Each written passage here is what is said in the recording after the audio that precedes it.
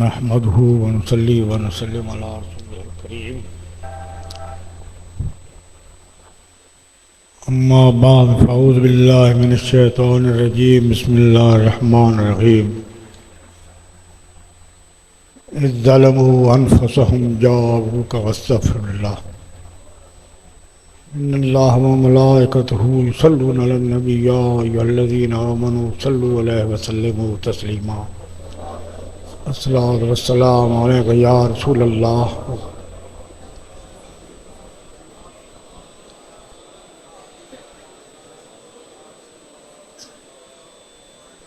سب سے پہلے تو میں تمام مشائخ اعظام علماء کرام اور معزز سامعین حضرات کا شکر گزار ہوں کہ جنہوں نے اس کانفرنس میں شرکت فرمائی.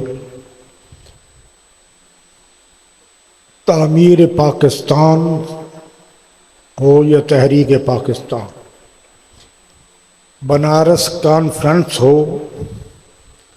تو ہر جگہ پہ ہمیں نظر آئے گا کہ حضور شیخ الاسلام خواجہ محمد قمر الدین صاحب سب سے آگے تھے. بنارس کانفرنس سے لے کر جیل کی در و دیوار کے اندر رہ کر یہ پاکستان بنایا تھا. ایک واقعہ میں عرض کر دوں کہ ایک شخص حضور شیخ الاسلام خواجہ محمد قمر الدین رضی اللہ تعالیٰ عنہ کی خدمت میں حاضر ہوا. اس نے 2 خط پیش کیے. ایک میں ایک چیک تھا، جس کو آج کل بلینڈ چیک کہتے ہیں، کہ رقم نہیں تھی. دستخط وزیر اعظم انگریز کے تھے اس وقت جب کہ تحریک پاکستان شروع ہوئی تھی. تو دوسرے خط میں یہ لکھا تھا کہ اگر آپ نے یہ ہمارا نذرانہ قبول نہ کیا اور اپنی تاریخ کو چلاتے رہے تو پھر ہم کچھ بھی کر سکتے. یہ تحریر تھی خضر حیات ٹیوانا کی، جو اس وقت انگریز کے وزیر اعظم تھے. حضور نے وہی خط دونوں لے کے آگ میں ڈال دیے. چیک بھی بلینڈ چیک، آپ سمجھتے ہیں کہ بلینڈ چیک گورنمنٹ برطانیہ کو ہو تو کتنی آدمی رقم حاصل کر سکتا ہے، لیکن آپ کو اس رقم کی ضرورت نہیں تھی. آپ کو اس پاکستان کی ضرورت تھی جو آپ نے بڑی مشکلوں کے بعد یہ بنایا تھا. دوسرا خط یہ تھا کہ ہم کچھ بھی کر سکتے ہیں، کہ حضور نے فرمایا کہ میں نے اللہ تعالیٰ کے جتنے نام پڑھے ہیں اس میں خضر حیات ٹیوانے کا نام نہیں. میں اللہ اور اس کے رسول کے فرمان کے مطابق چلوں گا.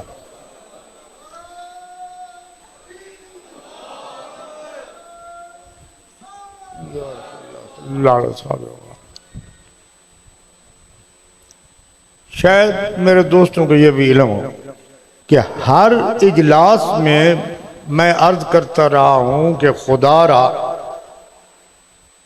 اپنے مسلک کو، اپنے مذہب کو یہ منوائیں اس بات کو کہ اصل اہل سنت ہم ہیں، وہ نہیں جو آج کل اہل سنت ہے. میں ثابت کرتا ہوں کہ وہ اہل سنت نہیں ہے. اہل سنت کے دل میں نبی پاک کی محبت عقیدت ہوتی ہے. جب بھی سرکار کا نام آتا ہے تو وہ کہتے ہیں کہ صلی اللہ علیہ وسلم. لیکن یہ کیسے ممکن ہے؟ میں آپ کو اس تھوڑی سی ماضی کی طرف لے جانا چاہتا ہوں کہ جب پاکستان بنا تو کچھ لوگ دیوبند سے تشریف لائے، کچھ بریلوی سے تشریف لائے.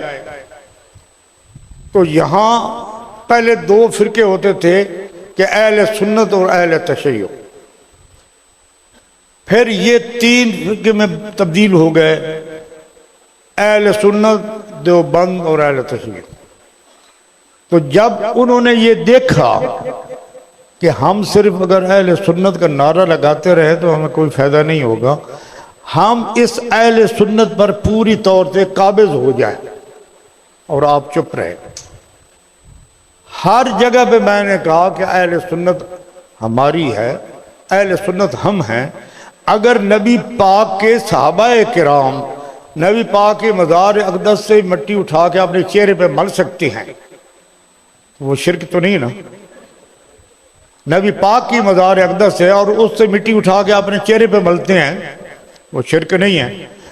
اور اہل سنت وہ ہیں جو نبی پاک کی سنت پر عمل کرتے ہیں۔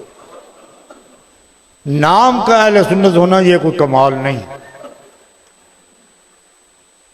اہل سنت وہ ہیں جو نبی پاک کے فرمان پر بھی عمل کرتے ہیں، نبی پاک کے یاروں کے فرمان پر عمل کرتے ہیں، اور نبی پاک کے صحابہ کے فرمان پر عمل کرتے ہیں، وہ اہل سنت ہے۔ اور ہم نے یہ دیکھنا کہ اہل سنت کون ہے۔ اہل سنت وہ ہے کہ جنہوں نے ساری زندگی اللہ اور اس کے رسول کی یاد میں گزاری، اور اللہ تعالیٰ کا فرمان پہنچایا، نبی پاک کا حکم پہنچایا کہ مسلمانوں نبی پاک کے حکم پر عمل کرو۔ کتنے افسوس کی بات ہے کہ ہم قرآن شریف سے بھی منہ موڑ چکے ہیں اور کہتے ہیں کہ نیا پاکستان بنائیں گے۔ بھائی آپ پرانے پاکستان کو تو سنبھال نہیں سکے، نیا پاکستان کب بنائیں گے اور کیسے بنائیں گے میری سمجھ میں نہیں آتی۔ نیا پاکستان کیسا ہوگا یہ قسمت والے دیکھیں گے کہ کتنے اس کے صوبے بنتے ہیں، کتنے اس کے حصے بکھرے ہوتے ہیں، یہ تو ہمیں پتہ نہیں ہے۔ لیکن خدا را جو کچھ بچ گیا ہے اس کو بچانے کے لیے آپ اٹھ کھڑے، جو کوئی ہمارے پاس ہے۔ میں آپ کو یقین دلاتا ہوں کہ اگر مشکل وقت آیا پاکستان پر تو سب سے پہلے میں اپنی جان قربان کروں گا۔ یہ مجھے بہت پیارا ہے ملک۔ برمنگھم میں ایک کانفرنس میں نے کہا کہ میرا پیارا پاکستان، میرا پیارا پاکستان، اور وہیں اسی محفل میں عصر کا وقت ہو گیا اور میں نے کہا کہ اذان نہیں ہوئی، تو لوگوں نے کہا کہ یہاں اذان دینا منع ہے، سپیکر میں ہم اذان نہیں دے سکتے۔ وہ لوگ کیا کرتے ہیں، گرجے خرید لیتے ہیں اور اس میں وہ مدرسے قائم کر لیتے ہیں اور مساجد بنا لیتے ہیں۔